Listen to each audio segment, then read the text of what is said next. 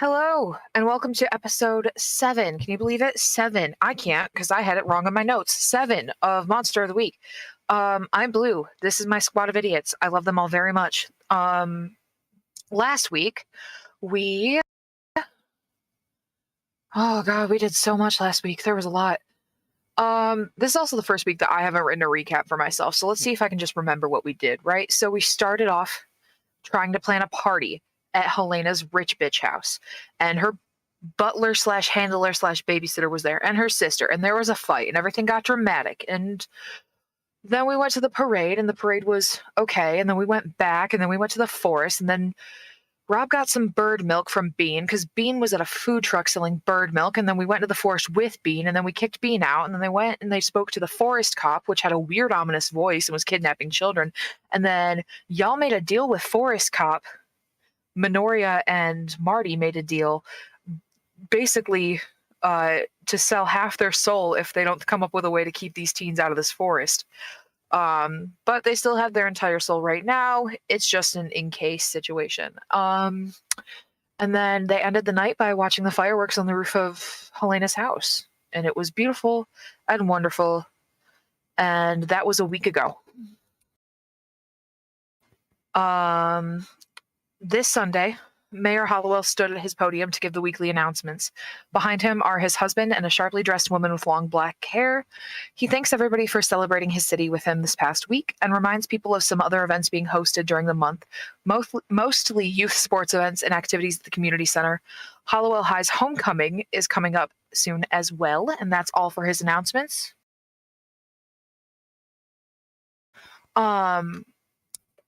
By the way, Hollowell High homecoming is a lot of alliteration, just in case anybody's wondering. Minoria could not make it today. That is okay. We're going to start off the day with Helena. How you feeling, Helena? This last week has been a lot. That's true. Helena is been teetering on the edge of a mental breakdown after getting all of her memories kind of shoved back into her brain, and is just trying to process and work things out. Valid. It seems like Helena can't catch a break. Just as you thought things were going uphill, you got new telepathy powers. Rob was talking to you again, kind of. And then all the stability in your life kind of got thrown out the window with your forest cop memories being returned. And then Rob held my hand, and I'm like, I don't know what we are anymore.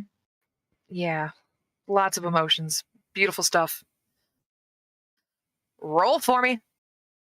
Okay. For those of you who have not seen this before, Helena is the spooky playbook. She gets a premonition every episode because that's one of the moves that she took. And so I get to tell her how the day is going to go.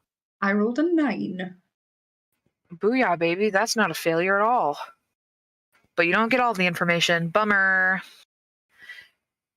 You're standing in a room with marble tiled flooring. There are voices echoing off the smooth floors and walls in hushed, unintelligible whispers. Something about being in this room makes your skin hot. You immediately feel nauseous. Your mouth is dry and your head feels like a 12-pound bowling ball. You take a step back and slip on the smooth floor. You get that dream feeling of, oh no, I'm falling forever. But you don't wake up yet. 3 figures that you had not noticed standing about 15 feet in front of you, barely illuminated silhouettes from a fireplace on the floor, look up at you as you slip, and then you wake up. Happy premonition. Does the room look familiar at all? The room is so dark, all you know is that there are walls and floors. Oh, I love that. Okay. I feel like Helena's probably woken up drenched in sweat for the 7th night in a row. Yeah, probably. This dream would not be new to you. I feel like you've seen it probably a few times, but each time that silhouette outlines get a little bit sharper. You can tell they're people. You have no idea who. Okay. She's gonna roll over, and she started making a journal of all of these dreams, premonitions, weird fucking shit.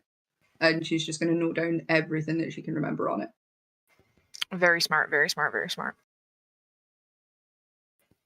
And then Rob. Oh, okay. Sorry, sorry, you have more. sorry, she's then also gonna continue her tradition of texting Marty in the morning, being like, "Dad, help." Um, Essentially, that's the tone, and like, this is Mhm. what's happened this morning. This is how I'm feeling. Do you want to go and get coffee? P.S. I need my dry cleaning. Shit like that. Right. Okay. We're gonna go to Rob now because I did not mean to interrupt you. I am so sorry. Um, Rob, this week has been relatively uneventful for you. You haven't woken up in any strange places, no new clothes or accessories like your fancy rich person watch from last week. You just have your notes to yourself from before. No new clues. Last week, you found something you'd been looking for quite some time now. It's called bird milk, and I'm sure that had a profound impact on your life. What has Rob been up to in the past week since the festival? Rob has recently taken to wearing a bomber jacket, as well as some, like, not quite loose fitting, but like tight-ish fitting cargo pants. He's also wearing like combat boots. He's throwing on aviators. He is deciding that this group is superheroes and that he is going to look the part. He has taken to, as opposed to the mayhem he was causing in town, usually he has started like helping old folks cross the crosswalk.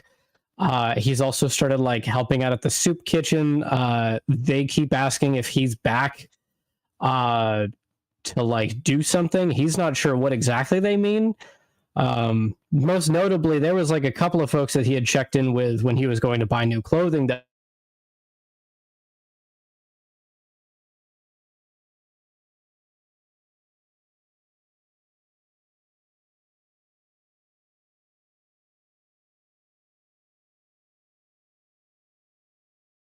wanted a program type of deal where it had like a punch type thing instead of like a barcode and like Yo, magnetic we were shit. just frozen for a full 30 seconds. So Rob has been wearing a bomber jacket. He's also been wearing cargo pants. They're a little on the tight end.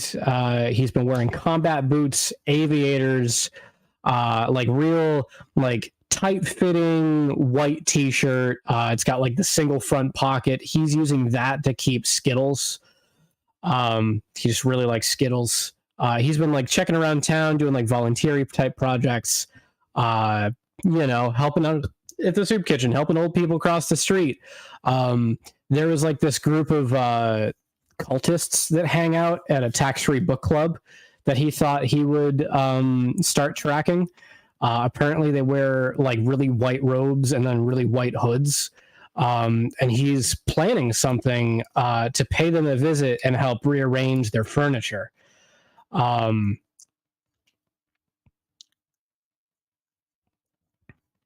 I told y'all to build the world. You built the world. I would prefer a world without the KKK, but that's not the world we live in. So, Rob.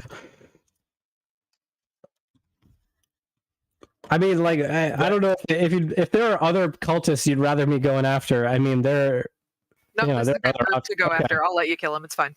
All right, I just that. Or I'm sorry, rearrange their furniture. We should work on that. Alrighty. I'm sorry in advance for any technological issues that we might have this week. We're going through some transitions. We'll have it all figured out soon. We appreciate your patience. Don, are you ready for your intro, buddy? Yeah. Awesome. This past weekend was easier than you expected it to be. Feel that your powers were pretty much near max capacity. It was like when you fill a glass of water almost too much and the water doesn't spill above the edge because of the surface tension. You could feel it ready to be used, but you didn't feel like they were as precarious as a full glass of water. You felt fine, and your mom did not drive home despite her threats of Okay. warning you to not go to the hospital. Or not hospital, I'm so sorry, Forest. You did not go to a hospital last week. I did not kill you. I'm trying to think. I think that's all I have for you right now today, but maybe something later. When my roommate's Uh, here. your yeah, when your roommate's here, probably. Do you have anything of note for that Don would have been doing over the past week since the Hollow Fest? No, he's on like a come down, right? Because the moon just passed. So he's been doing a whole lot of chilling, just working and not doing much other than that. Understandable, understandable. Marty, you keep tabs on important and powerful people in the city when you can. The agency has been aware of a powerful magician named Elias who lived in a small cabin on the lake to the southwest of the city center. It is on our map. You are to go to his house and pick up anything of use to you and all of your monster hunter squad, or anything that seems dangerous, because unfortunately Elias Barnes has passed away. And it's better that you go through all his stuff before his family comes and gets it, because we don't want all that going anywhere. So that is where you all will start your morning. But Mitzi, hi, we have Mitzi with us today. Axel will be joining us later. But Mitzi, you this past week have been feeding Steve the pumpkin, and Axel probably cooking for these two new sons you have adopted, as well as your two regular children that you actually have. Mm-hmm. You tried baking a new nut loaf recipe that had mixed reviews from your clientele, but they still think you're the best chef in Hollowell. How have you spent your week? Yeah, apparently people don't like almonds, but that's kind of a them problem, not a me problem. Almonds are delicious. So Mitzi has pretty much no recollection of what went down. Everything's normal in her world. She didn't have any kind of conflict with anyone because Mitzi would never have a conflict with anyone. So Mitzi has just been tending to her boys. Like in her little mind right now, she's humming like My Little Sunshine, like wiping out glasses, getting prepared for the day. Like Mitzi is just, nothing is wrong with Mitzi and nothing could ever be wrong. Denial is certainly a stage in some sort of processing. It's so powerful. Mitzi also may or may not have an accent today. We will see about that. Understandable as well. We have Carl crying, laughing in chat right now, and I don't know why, and I would really like to. No reason. So, if you want to know, go and join our Patreon. I am in our Patreon. Amy decided hang on a second. Okay. When you were like, oh, Marty has to go and like collect stuff before the family gets there, I may have made a comment saying that Marty's on the dildo collecting. You know, you have that friend, you have the friend that you nominate to take out the big black bag. Jenna, shout out to Jenna. Hey, the big bag of things that you don't want your family to see. Marty's on dildo collecting. I got multiple boxes. I gotta label them. So I decided, oh, really? So Marty is debating how long to wait before asking Helena for Ellie's number. So I messaged back saying for fucking or fighting, and I got a shrug from Carl. But you go, why not both? I mean, they're around the same age, right? Yeah. Oh my god, oh my god, Marty becomes my actual. No, it wouldn't even be my stepdad. No, it wouldn't be your dad. I mean, brother-in-law. No, that would be a little weird. All right, this is getting this little family tree is turning a little circular now. All right, I'm gonna round up my group of rambunctious cattle over here in the next 5 minutes. We're gonna take a break. We'll be right back with you guys.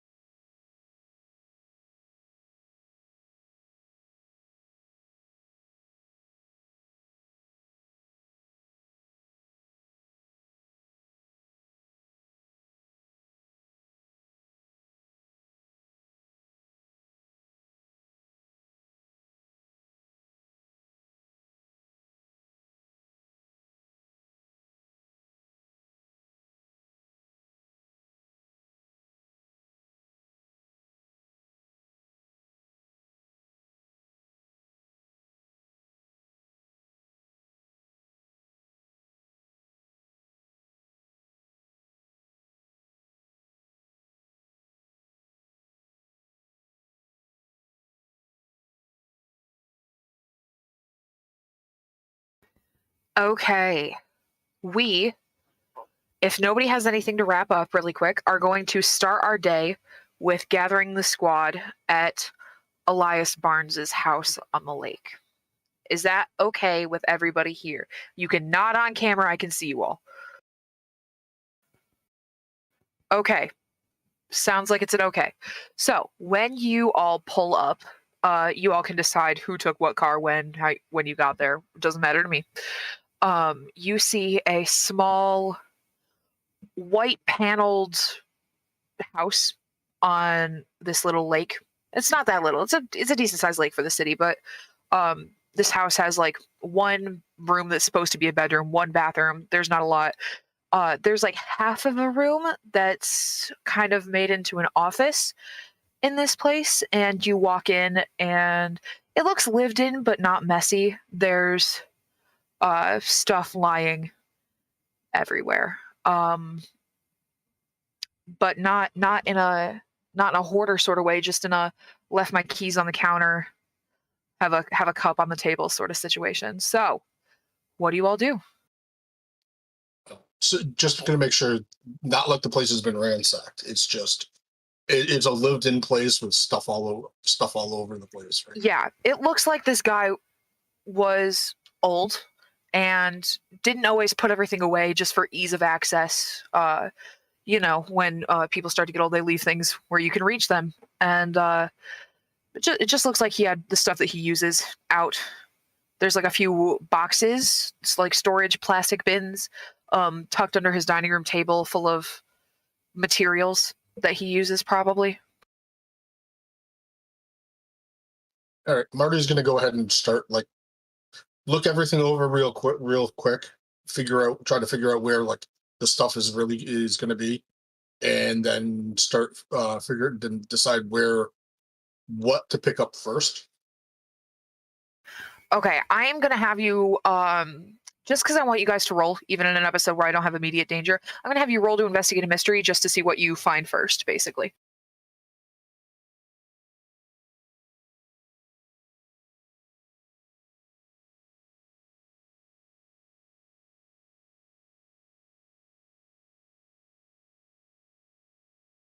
So plus sharp, right? So that would be Yes. 11. Ooh. 11. Okay. So you get to ask me 2 questions, and you wanted to know where the stuff of interest would be, and what else? Well, I mean, I assume that there's going to probably be like a couple of different priorities on what stuff gets grabbed. Stuff that might normally get hidden wouldn't necessarily be what we're looking for. We're looking for occult trappings. That type of stuff is what we're focusing on. Supernatural things along those lines. Okay. Understandable. Because of your awesome role and your ability to ask the right questions, you find that in the storage bins are projects that this man has pretty much given up on, right? There are things that he doesn't use anymore, or stuff that was useful for one thing, or just it seems like a craft bin of discarded materials. But in there you find okay, so it's hard for me. Okay, okay. You find a set of friendship bracelets that have matching sigils on them. You find a pen with some markings on it. You find chalk, like a box of chalk that on the front of it is written sigil chalk. And you find an incense burner and a monocle that looks rather steampunky that straps around your head, Mad Eye Moody style, that has a rock, like a smooth river stone with a hole in it as the aperture, basically, for your eye. And then, because you asked me where the very important things would be, noted that they'd probably be separated by importance and that you're looking for something specific, There is what I would call a magical bug out bag under this guy's bed. In the bug out bag, we have some cool things that I definitely stole from another person that I will definitely give credit to. It's by user Demon Download on Reddit from a post from 4 years ago. There is. Hi, Axel. I see you. I'm opening up the link. There is something called an ID wallet. You see it as a blank leather wallet. There is a plain gold ring, a pocket watch, a canvas military tactical style bag, and a pair of fingerless gloves. And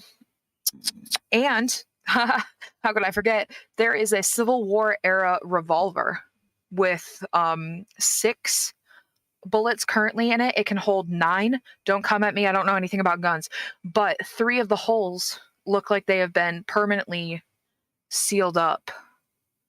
And there's sigils on all this shit. And However, 9mm is this? However, Helena,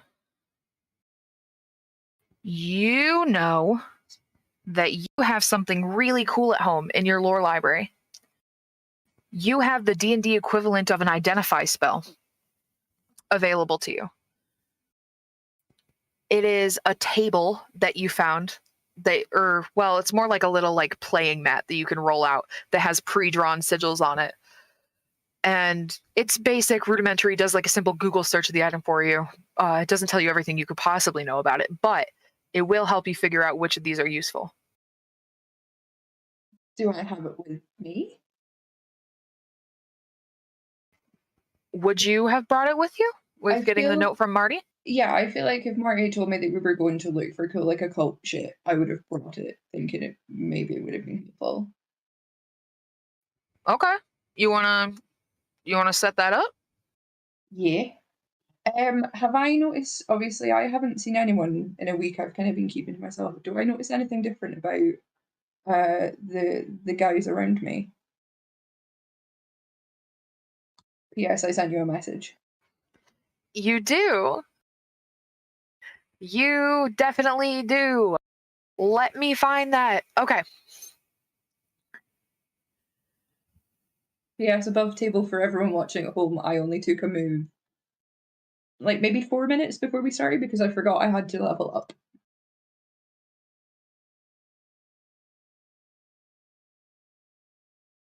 You know